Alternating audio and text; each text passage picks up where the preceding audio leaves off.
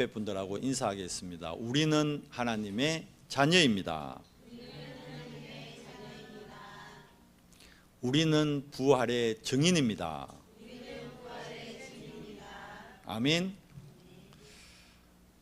오늘이 우리 부활 주일입니다. 우리 기독교에만 있는 유일한 절기죠. 그 나라의 문화를 이해하는 데 있어서 가장 중요한 부분들 중에 하나가 절기입니다. 그래서 다르지만, 나라마다 다르지만 모든 나라의 절기들이 있어요. 우리나라도 거의 24절기를 지키잖아요. 거기 따라 가지고 제사도 지내고 행사도 하고 축제도 하고 그렇게 하죠. 이스라엘에도 중요한 절기들이 있습니다. 그런데 그 어떤 나라에도 존재하지 않는 유일한 절기, 그게 바로 오늘 우리가 지키는 부활 절기입니다. 이 기독교에만 있고요, 전무후무한 절기입니다. 다른 종교에는 있지가 않아요. 왜냐하니까 우리가 부활이라는 단어를 사용은 하는데, 여러분 역사적으로 확인해 보세요. 부활의 주인공이 몇 분이 되시나? 아무도 없어요. 예수님 외에는 부활의 주인공이 아무도 없습니다. 그 어떤 영웅 호걸도 부활하지 못했어요. 근데 안타까운 거는 많은 그리스도인들이라 하는 사람들이 이 부활의 이 축복을 듣는 걸로 그냥 끝나버립니다. 그래서 오늘 말씀 제목이 너무 중요합니다. 여러분, 부활은 뭐라 되어 있죠? 보는 것이다. 요즘 계속 우리 메시지가 보는 것이라는 메시지 나오죠. 전도도 하는 것이 아니고 뭐다? 보는 것이다. 선교도 이번 주간에 우리 정 집사님 기도해 준 대로 선교 대회 있거든요. 선교 대회도 우리가 하는 것이 아니고, 선교도 하는 것이 아니고 뭐다? 보는 것입니다. 전도도 보는 것, 선교도 보는 것, 부활도 우리가 하는 것이 아니고 보는 것입니다. 우리가 듣는 것이 아니고 보는 것입니다. 오늘 본문의 18절에 뭐라고 이 결론을 말씀드린 거예요. 막달라 마리아가 가서 제자들에게 내가 주를 뭐라 했죠? 보았다 하고, 또 주께서 자기에게 이렇게 뭐라 했죠? 말씀하셨다 이러니라. 우리가 뭘 통해서 부활을 볼 수 있냐 하면 말씀을 통해서 부활을 보는 것입니다. 제가 사실 이번 주 주일 강단 말씀 제목을 놓고, 항상 주일 강단 말씀 제목을 놓고 기도하잖아요. 이번에 이제 부활 절기인데 부활 주일 강단 말씀 제목을 부활신앙, 부활신앙의 정인, 이제 보는 거니까 부활신앙의 정인이라 할까, 이렇게 기도하던데, 새벽 기도 마치고 막 이제 말씀 제목을 놓고 기도하다가 새벽 기도 마치고 눈을 딱 떴는데 저 교육관 안에 화이트보드에 조그만하게 글자가 하나 눈에 딱 들어왔어요. 뭐라 적혀 있냐니까 지금은 봄입니다 이래 적혀 있는 거예요. 누가 적은지 알겠죠? 지금은 봄입니다 적혀 있더라고. 맞죠? 지금 봄이잖아요. 내가 그거 딱 보는데요, 머리가 쭈뼛하더라고. 그렇지, 보는 거지. 부활은 보는 것이다. 말씀 제목을 그날 하나님 딱 주시더라고. 이야, 대단하지 않습니까? 나중에 그 범인을 찾았어. 누가 적은지. 온유가 적었더라고. 지금은 봄입니다. 그게 이번 주 강단 말씀 제목이에요. 그래서 내가 말씀 제목을 부활은 보는 것이다 하려다가 부제로 부활의 봄, 서울의 봄 알죠? 부활의 봄. 야, 멋지지 않습니까? 우리가 이번 주간 그런 축복을 누리는 날입니다. 그래서 이번 주간 우리가 부활을 보기 위해서 한 3가지 정도 확인을 해야 되는 거예요. 왜 그리스도는 부활하셔야만 되는가? 부활의 당연성이죠. 그리고 왜 우리에게 그러면 부활이 필요한가? 부활의 필연성이죠. 그렇다면 아까도 말씀드렸듯이 역사적으로 부활 사건은 어떤 사건인가? 부활의 절대성입니다. 여러분, 지난주 우리 십자가에 대해서 묵상했잖아요. 십자가는 많은 사람들이 고난의 상징으로 합니다. 그런데 고난의 상징으로 끝나는 것이 아니고 십자가는 고난의 뭐였습니까? 완성입니다. 십자가는 속죄입니다. 십자가는 구원의 성취입니다. 그리고 십자가는 오늘 부활 사건 때문에 뭐가 됩니까? 승리가 되는 거예요. 부활 사건이 없다면 십자가는 승리가 될 수 없습니다. 그냥 실패입니다. 사망으로 끝나버리기 때문에. 그런데 부활이 있기 때문에 십자가는 뭐가 되죠? 승리입니다. 이 승리로 말미암아 창세기 3장 사건으로 하나님과 원수되었던 우리가 하나님하고 화평과 화목을 누리게 된 겁니다. 그래서 부활의 당연성. 그런데 많은 사람들이 이 부활을 보지 못해서 부활을 듣는 걸로 끝나서 부활의 축복을 놓치며 살아가는 거예요. 그리고 사단이요, 신기한 게 부활을 변질시켜요. 여러분, 부활절은 엄밀히 얘기하면 예수님이 언제 잡히셨죠? 유월절 때 잡히신 거예요. 유월절과 부활절이 연계됩니다. 왜 하필 유월절과 부활절이 연계될까요? 여러분, 유월절이 무슨 날입니까? 애굽으로부터 도저히 못 빠져나오던 이스라엘 백성들이 바로가 끝까지 안 놔주잖아요. 그런데 언제 바로가 항복합니까? 유월절 어린 양 피 바른 그날 바로가 해방시킵니다. 나가라 합니다. 사단에게서 해방받는 유일한 절기, 그게 유월절이요. 십자가 피 바른 날, 십자가에서 사망의 고통에서 깨어나신 날, 그게 부활입니다. 그래서 부활은요, 유월절하고 밀접합니다. 그런데 이 부활이라는 게 기독교에만 있는 유일한 절기고 유일한 사건이다 보니까 사단이 이걸 많이 변질시켜요. 사실 엄밀히 얘기하면 부활절하고 계란하고 아무 상관없거든요. 그냥 근데 아이들은 부활절을 하면 계란을 떠올려. 왜? 저도 어릴 때 부활절을 하면 계란 먹는 날 이렇게 생각했다. 근데 저 유럽 쪽에 가면요, 또 부활을 영어로는 이스터 그럽니다. 이스터. 사실 이스터라는 단어는 부활하고 전혀 상관없는 단어입니다. 여러분, 이스터의 어원이 아스타롯에서 나옵니다. 아스타롯 알죠? 우상의 여신, 다산의 여신을 나타내는 거예요. 그러다 보니까 예수님이 봄에 부활하셨거든요. 그 왜? 부활은 보는 거니까. 봄인데 이걸 변질을 시킨 거예요. 봄 되면 뭡니까? 모든 것이 이제 막 새롭게 활동하고 시작하고, 동물들도 봄에 새끼 놓잖아요. 그러다 보니까 영국이나 유럽에는 부활절 되면 막 토끼를 상징해서 토끼 막 올려놓고 이러거든요. 이게 또 변질된 거죠. 부활절하고 토끼하고 아무 상관없습니다. 토끼는 뭐냐 하면 다산의 상징이거든. 그러다 보니까 이게 독일의 루터교에서 이게 이제 유래돼서 나온 거예요. 독일에 복음 들어갔을 때 부활을 상징하려고 하니까 그걸 그냥 부활 그대로 상징하면 되는데 자꾸 이걸 형상화시켜서 토끼가, 이제 이런 유래가 있는 거예요. 토끼가 계란을 갖다가 숨겨 놓는다는 거예요. 그러면 이제 아이들이 부활절 아침에 그 토끼가 숨겨놓은 계란을 찾는다, 그런 의미에서. 토끼가 뭘 상징합니까? 다산을 상징하거든. 거기서 이스터가 나온 거예요. 이게 아스타롯에서 나온 겁니다. 여러분, 우리는 이스터라고 쓰면 안 돼요. 엄밀히 얘기하면, 성경적으로 보면 안 맞는 거예요. 부활이 왜 이스터입니까? 부활은 이스터가 아닙니다. 아스타롯에서 시작된 게 아닙니다. 부활절, 아까 얘기했잖아요. 근원을 시작을 찾는다 그러면 유월절과 연계돼야 돼요. 유월절 어린 양의 피, 그 피의 대속물이 누굽니까? 그리스도. 그런데 그 피 흘림은 피 흘림으로 끝난 게 아니죠. 3일 만에 뭡니까? 부활하셨잖아요. 그래서 부활은 당연한 거예요. 그런데 이 당연함을 많은 사람들이 못 받아들이는, 특히 주님이 부활하셨는데도 그 시절에 부활을 유대인들이 인정 안 하는 거예요. 그래서 유대인들이 만들어내는 가설이 세 가지가 있습니다. 예수님이 부활한 게 아니고 예수님의 시체를 부활한 게 아니고 누가 훔쳐가서 숨겨놨다는 거예요. 오늘 지금 막달라 마리아도 예수님이 부활했는데 예수님이 동산직인 줄 알고, 뒤에서 예수님이 마리아야 그러는데도 아니 동산직인 줄 알고, 무덤 지키는 사람인 줄 알고, 예수님 시체 어디다 숨겨놨습니까? 저한테 주세요 이러고 있잖아요. 그럼 부활이라는 게 하나님의 능력 아니고는 절대 불가능한 사건이니까 안 믿는 거예요.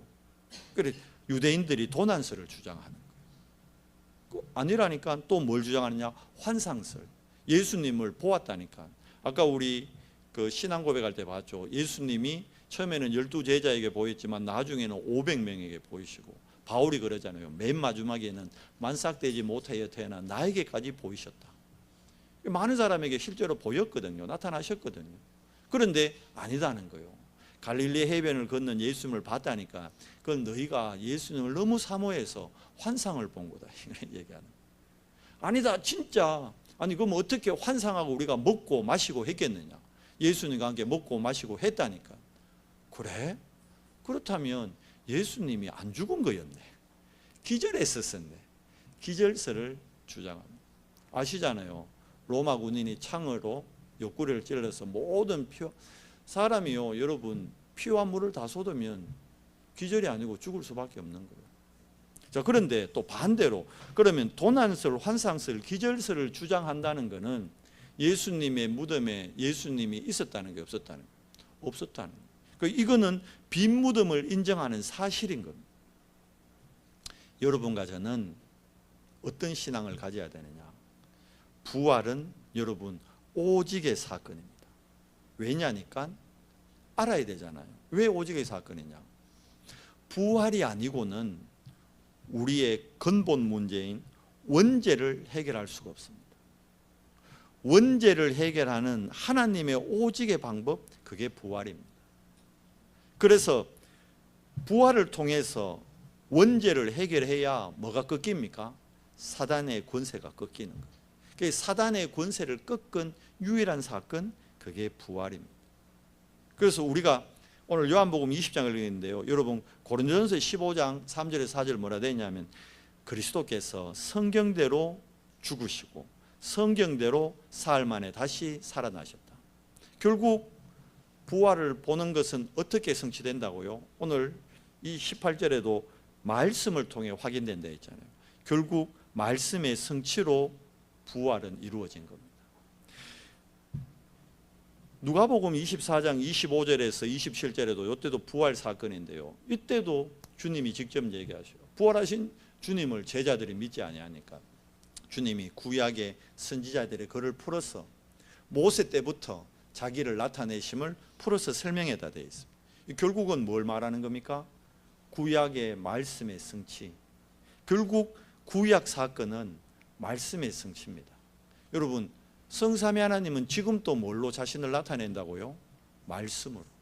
그래서 부활의 당연성, 이건 왜 그렇습니까? 말씀은 당연히 성취되는 거기 때문에. 그래서 오늘도 우리가 말씀 받는 거예요.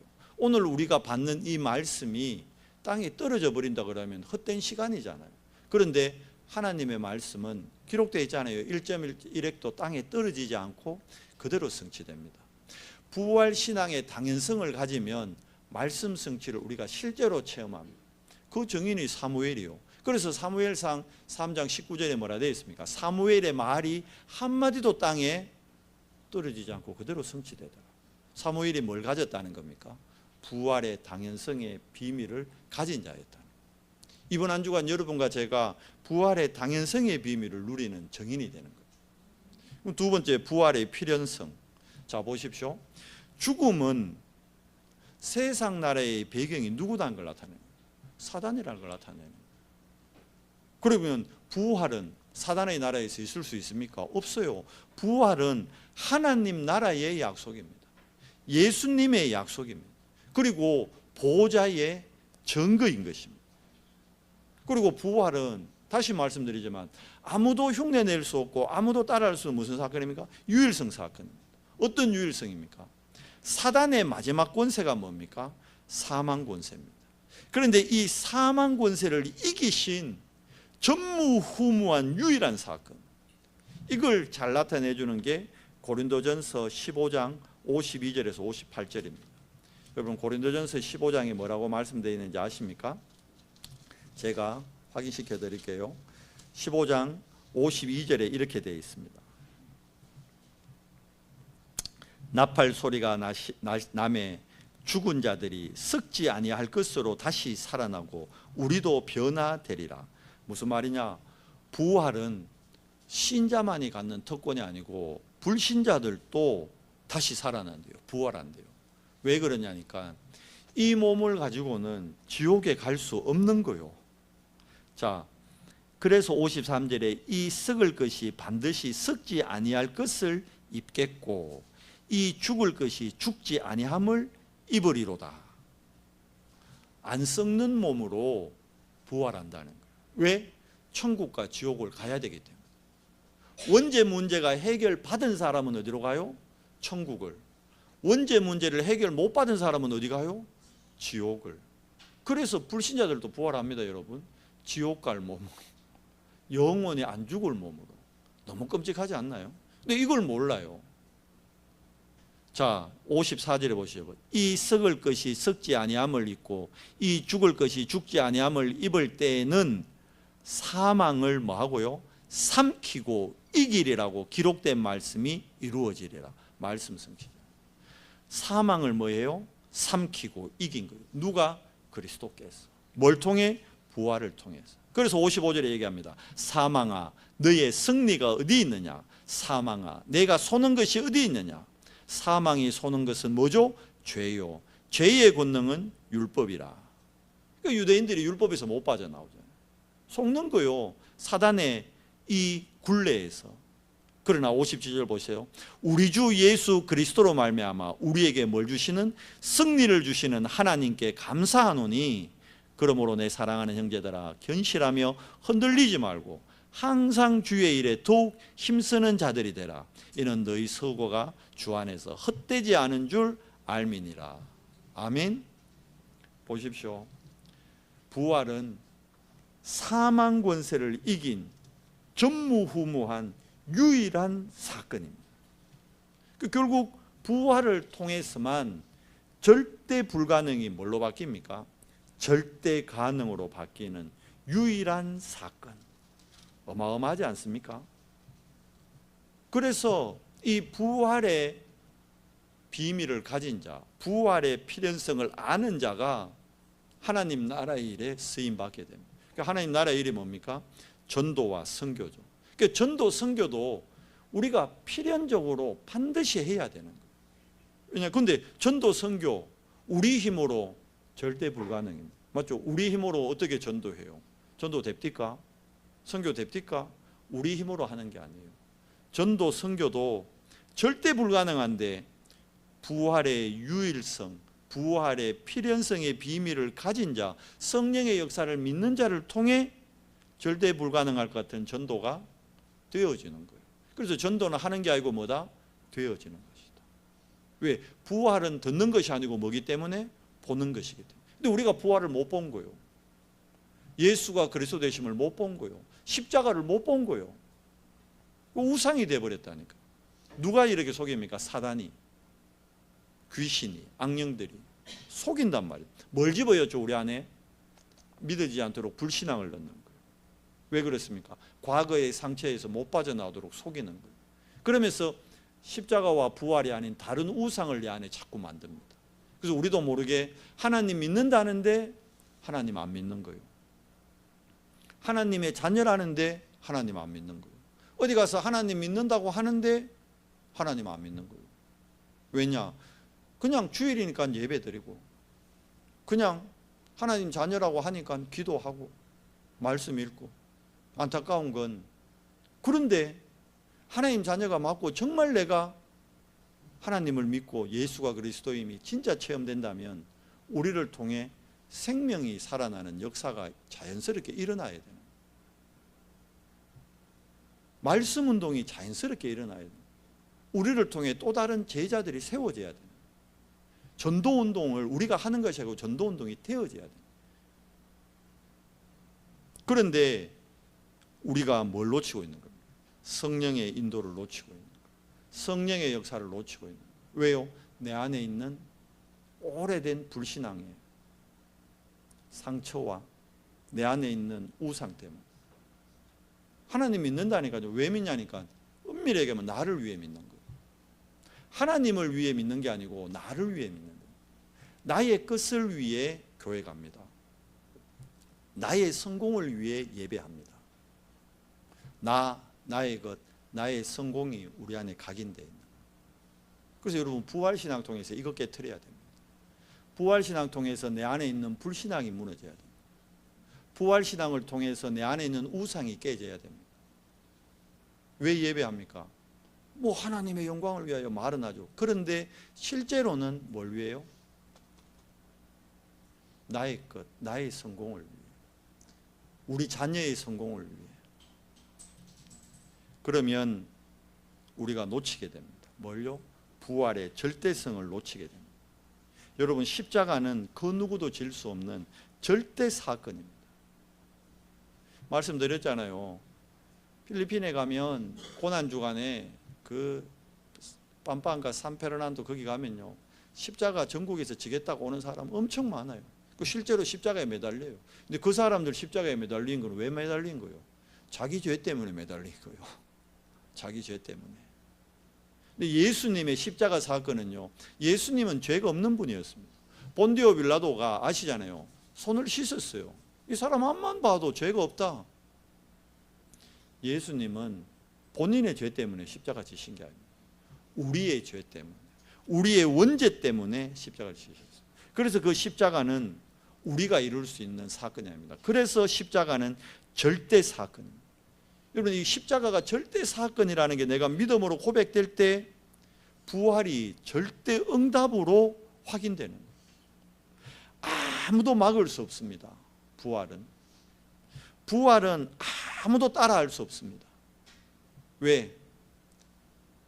그리스도의 절대성 때문에, 하나님의 절대성 때문에. 말씀드리잖아요. 우리가 절대라는 말 사용하는데 지키지 못해요. 온유가 잘못하면 뭐라 그럽니까? 엄마, 앞으로 절대 안 갈게. 규진이 그러잖아. 아빠, 앞으로 절대 나 그거 안 할 거야. 근데 왜요? 또 하는데. 우리는 절대라는 말을 사용을 하지만 지킬 수가 없어요. 근데 그리스도의 십자가와 부활은요, 절대입니다.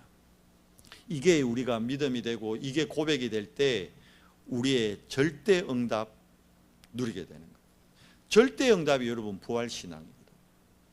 그래서 부활은 오직의 사건이요, 부활은 유일성의 사건이요, 마지막으로 부활은 재창조의 사건입니다. 다시 살아났잖아요. 근데 이게 또 고린도전서 15장 20절에 기록되어 있어요. 그리스도가 다시 사심은 부활의 뭐다? 첫 열매라고 되어 있어요. 첫 열매라는 건 그 다음 열매가 또 있다는 거예요, 없다는 거예요? 있다는 거예요. 만약에 부활이 이거 예수님의 부활로 끝나버린다면 그리스도가 부활의 유일한 열매요, 이렇게 기록돼야겠죠. 근데 그게 아니잖아요. 첫 열매요, 이건 뭐죠? 나중 열매가 있다는 거예요. 누가 나중 열매입니까? 여러분이. 누구를? 예수를 그리스도로 모든 믿는 자가 부활의 나중 열매가 되는 거예요. 그래서 여러분, 이 시간 우리가 믿음으로 뭘 봐야 됩니까? 절대 응답을 보는 겁니다. 믿음으로 부활신앙을 보는 것입니다. 이거 보는 사람이 절대 제자입니다. 오늘 우리가 요한복음 20장 읽었는데요, 부활을 처음 본 사람이 누굽니까? 막달라 마리아예요. 여기서 이 막달라 마리아를 많은 사람들이 잘못 알고 있는 부분들이 뭐냐면, 막달라 마리아가 창녀였다는데 아닙니다. 이 막달라 마리아는 누구냐 하면, 예수님이 그 마리아, 성경에 마리아 되게 많이 나오잖아요. 막달라 마리아, 그냥 마리아, 예수님의 어머니도 마리아. 근데 예수님이 베다니에 가시면 그 마리아 집에 갔거든요. 그 마리아하고 다른 마리아입니다. 이 마리아는 귀신 들려가지고 고통당하는 마리아였어요. 막달라가 성이 아닙니다. 막달라 마리아가 그냥 마리아는 그냥 마리아, 막달라는 성이 다른 마리아라는데 그거 아니요. 막달라는 지명입니다. 지명. 막달라는 동네의 마리아란 말이에요. 근데 이 막달라라는 동네의 마리아가 귀신 들려 있었어요. 근데 주님이 가서 직접 귀신을 쫓아줬단 말이에요. 그 귀신에 네피림에 시달리던 여자였어요. 막달라 마리아. 근데 주님이 귀신 쫓아주니까 너무 감사해가지고 그때부터 주님을 계속 쫓아다니는 거예요. 지금 또 보니까 주님이 십자가에서 죽으셨다는데 왜 왔습니까? 자기를 치유해 준 그 주님을 못 잊어가지고 주님에게 기름 발라주러 올라왔다니까, 새벽에. 근데 와보니까 무덤이 열려있는데 아무도 없는 거요. 안에 주님의 시체가 없는 거요. 깜짝 놀래가지고 오늘 얘기하잖아요. 지금 예수님이 뒤에 나타났는데 예수는 처음 본 게 막달라 마리아가 먼저 봤다니까요. 그럼 여러분, 왜 이 시대에요? 여자들은 여러분 정인이 될 수 없어요. 이 시대가 법정에 정인을 세울 때 여자는 안 세우던 시대라니까요. 그러면 성경이 이게 허구가 아니고 사실이라는 걸 증명하는 게요. 그렇다 그러면 이거를 사실적으로 나타내려면 이 정인으로 막달라 마리아를 지금 세워서 되겠어요, 안 되겠어요? 안 되지. 남자를 한 명 불러가 세워야지 지금. 또 왜 막달라 마리아를 세웠을까요? 이게 허구가 아니고 사실이라는 걸 증명하는 거예요. 막달라 마리아가 처음으로 예수님을 본 거예요. 봤는데 못 알아봐. 왜? 예수 믿는다고 하는데 예수를 안 믿잖아요. 우리가. 막달라 마리아가 하나님 믿는다는데 부활을 안 믿는 거예요. 자기 수준, 자기 기준, 자기 표준이 잡혀 있으니까 부활을 믿을 수가 없지. 그러니까 부활하신 주님을 보고 여기 나오잖아요. 뭘로 봤다고요? 동산지기로 봤다니까. 그런데 주님이 성천에 대한 메시지를 할 때 그때 주님 알아본 거예요. 그때 주님 보고 어떻게 합니까? 막 달려가는 거예요. 제자들한테 가가지고. 그때 그 다음 뛰어온 사람이 누구냐? 그게 베드로하고 요한입니다. 오늘 몇 절에 나오느냐면 베드로하고 요한이 뛰어오는 장면이 있거든요. 우리가 1절 안 했는데 3절 4절에 보면 베드로와 그 다른 제자가 나가서 무덤으로 갈새. 마리아가 와가지고 주님 시체 없어졌다니까 베드로하고 이 다른 제자가 요한이요. 요한과 베드로가 제일 먼저 뛰갑니다. 무덤으로. 뛰어왔는데 보니까 역시나 없거든. 그렇게 해가지고 어떻게 합니까? 털썩 약심해서 10절에 보면 이 두 제자가 자기들의 집으로 돌아가니라. 낙심해가지고 가불했다니까. 부활이 안 믿어지니까. 그때 이제 마리아 혼자 끝까지 남아가지고 엉엉 울고 있는데 그때 주님이 나타난 거예요. 이해되세요? 이거를 유대인들에게 믿게 하고 로마 사람들에게 믿게 하려면 막달라 마리아가 아닌 베드로나 요한을 정인으로 세워야지. 왜 성경에 막달라 마리아를 세웠겠어요? 이게 믿음의 절대성을 나타내는 거예요. 우리는 자꾸 모든 걸 현실이 이렇지 않습니까? 이러거든요.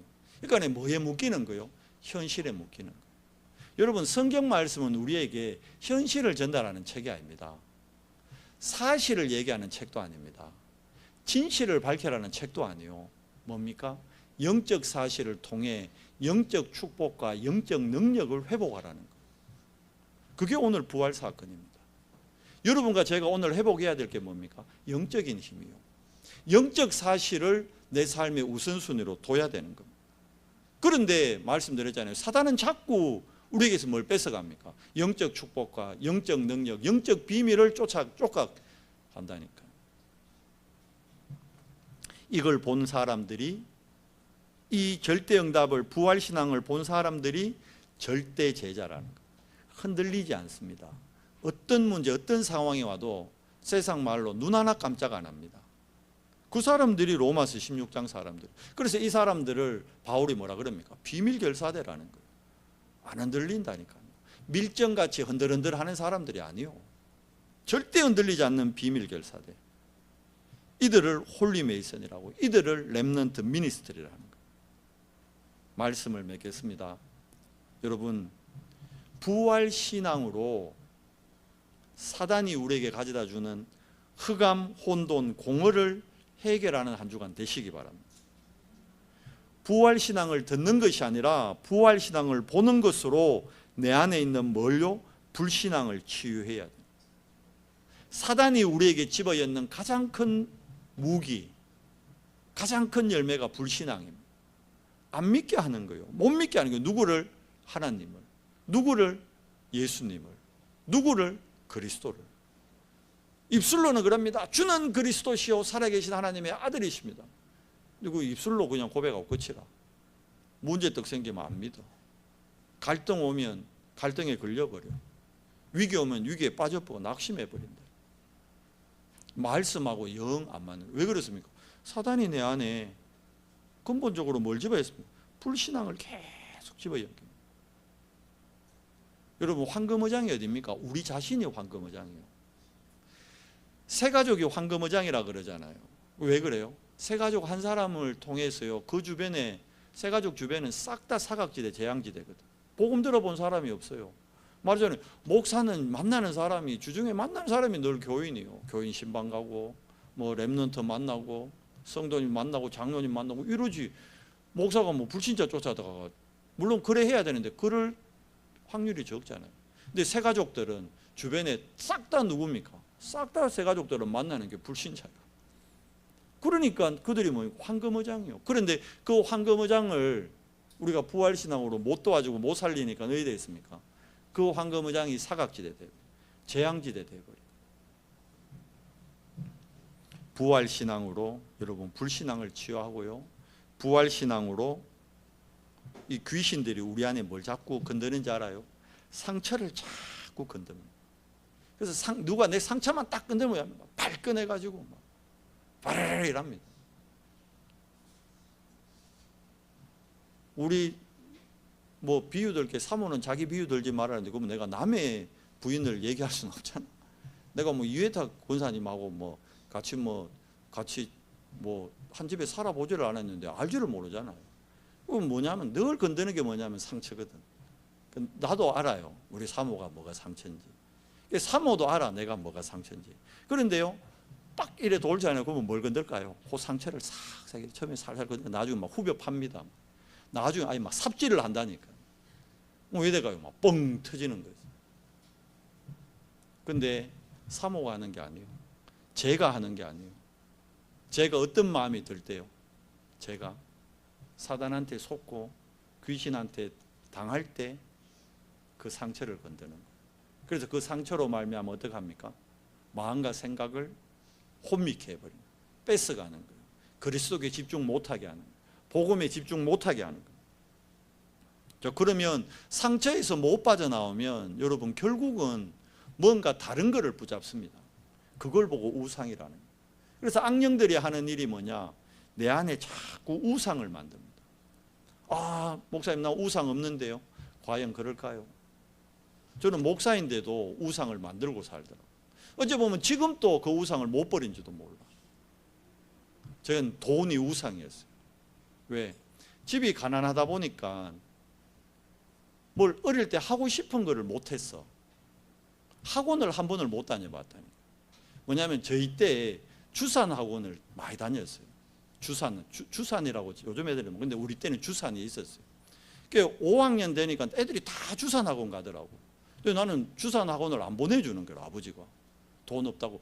그렇게 가난하지도 않았는데 우리 아버지도 거기 돈이 상처했던 것 같아. 저 인곡촌에서 시골에서 크다 보니까, 아버지가 일찍 돌아가시다 보니까 모아야 되는 거야. 그러니까 그게 그 상처가요, 대물림 되는 거야.